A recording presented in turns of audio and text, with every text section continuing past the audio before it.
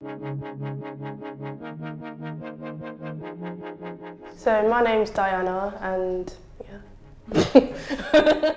so I was taken into care during my late teens, so around secondary school. So I was taken into care because I wasn't being treated very well at home, and it was a lot safer for me to not be at home than be in my situation at the time.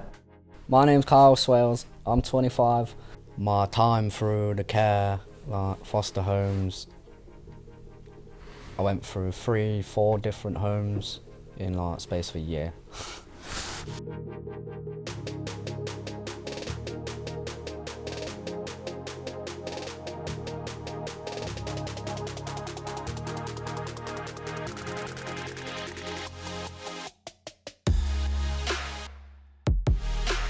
I think one of the biggest challenges I had whilst being in care was moving around a lot, so I didn't feel like I had a lot of stability, and I felt like it affected my education quite a bit as well, and also not having much of a say in what I could and couldn't do and where I could and couldn't live.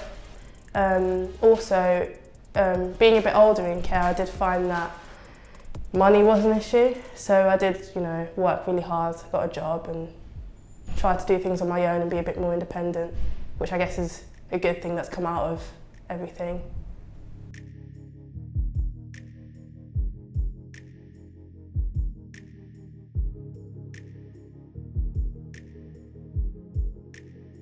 There's loads of challenges. There's things like skipping education, so you're losing out on like potential future for yourself.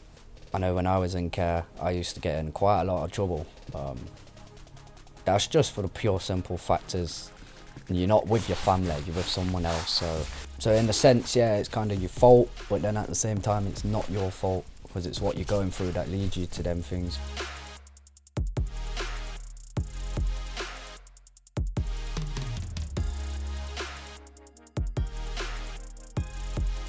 I think that when someone finds out that someone's been in care, they might feel like they're a bit challenging or dangerous, or you might feel like they're not very aspirational as well. Growing up, you get bullied for it. Nobody seems to be bothered. So they don't give you that chance so you can prove it to them. So like, it's like you become a ghost.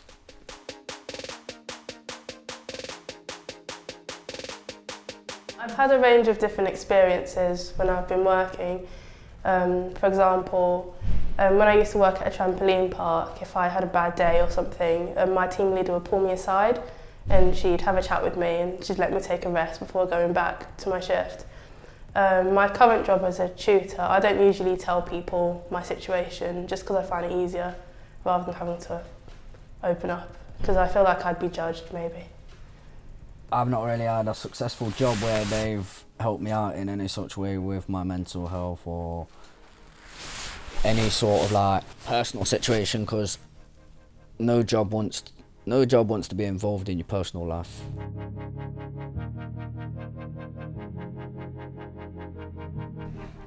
Compromise, but I don't know how to explain it. It's just compromise, but obviously they want you to do a good job, but at the same time you might have a lot going on.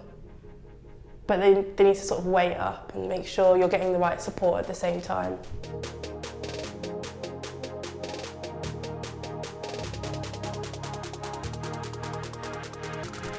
Let them speak out, let them be heard. Don't you, I don't know, how can you put it, like, don't persuade them to speak, let them speak when they're ready to speak. Don't force them to speak out when they're not ready.